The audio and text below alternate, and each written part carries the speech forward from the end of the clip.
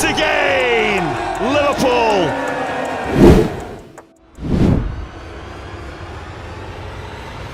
« 1er janvier 2022, premier gros match de Première Ligue cette année. Arsenal qui recevait Manchester City. Salut à tous la famille, c'est votre Galoza, j'espère que vous allez bien. Bonne année à tous, j'espère que vous avez passé un bon jour de l'an. Pour moi en tout cas, ça s'est très bien passé en famille. Aujourd'hui, directement, le premier jour de l'année, gros match de Première Ligue et on débriefe ça ensemble. Les deux équipes les plus en forme de Première Ligue qui s'affrontaient aujourd'hui. Arsenal qui recevait l'équipe de Pep Guardiola sans Mikel Arteta, positif à la Covid-19.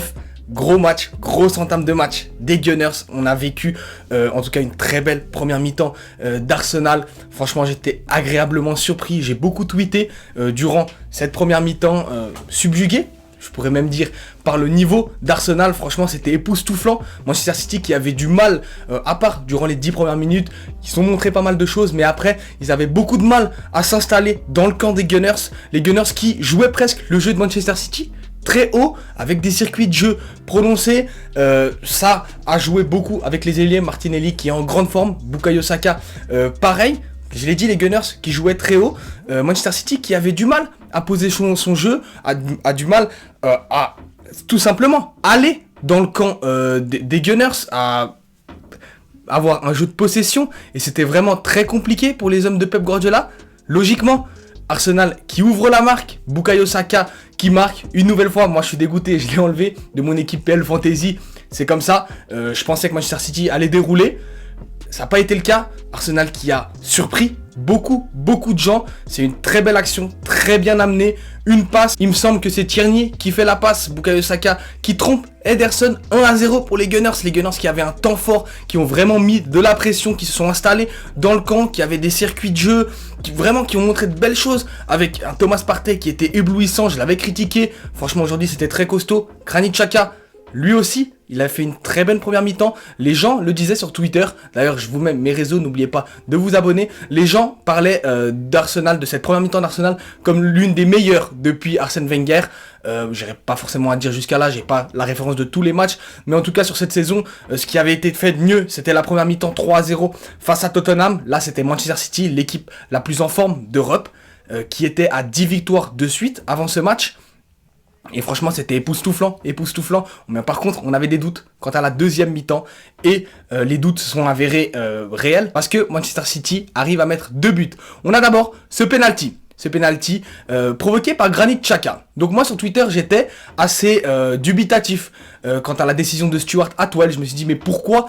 Comment c'est possible de siffler penalty? Finalement avec du recul il y a penalty. Oui mais pourquoi Stuart Atwell ne siffle pas en première mi-temps la faute sur Martin Odegaard de Ederson?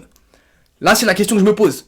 Parce que franchement, je ne comprends pas. C'est désolant. On a l'habitude, en tout cas moi, en tant que Suisse, de voir Granit Xhaka se faire taper dessus. Moi, ça me fait de la peine. Aujourd'hui, c'est pour ça que je le défendais. Finalement, il y a faute quand même. Mais il a fait un gros match. Le fait marquant, de toute façon, c'est pas forcément ça. Il y a ce penalty, oui. Il y a cette faute qui est légère, mais qui existe. Voilà, c'est carton jaune. Et après, Arsenal qui craque totalement. Et c'est là où il manque encore à Arsenal pour devenir vraiment une grande équipe. Oui, ils vont se battre pour le top 4. Mais aujourd'hui, on a vu les limites. On a vu un Manchester City très mauvais, mais qui a réussi à prendre les devants. Après ce penalty, Gabriel, l'ancien joueur du LOSC, qui prend un carton rouge. Avant, c'était pour la contestation. Et c'est pour ça...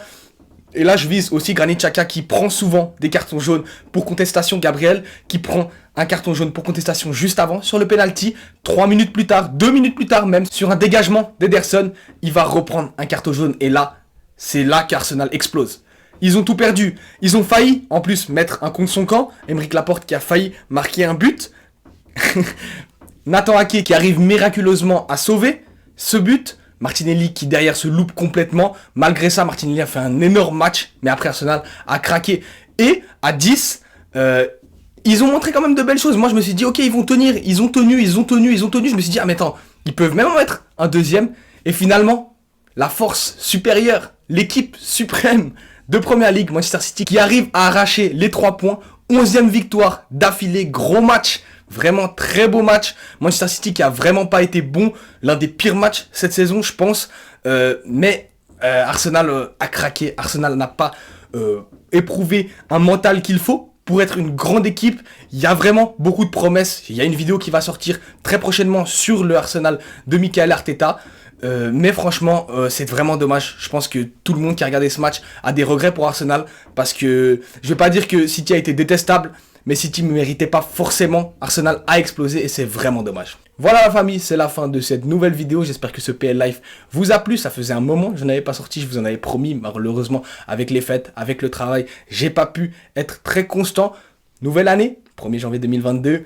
Plein de vidéos vont arriver. On a bien sûr les PL Life, on a bien sûr un Parlons Football aussi, je l'ai dit, avec une vidéo d'Arsenal qui est prévue. Il y a la Nati de demain qui va reprendre son cours et on va enchaîner avec mon ami Jérémy. Il y a également 3 en immersion qui sont prévus pour février. En tout cas, j'espère que vous avez passé de très bonnes fêtes. Je vous souhaite tout de bon pour cette nouvelle année.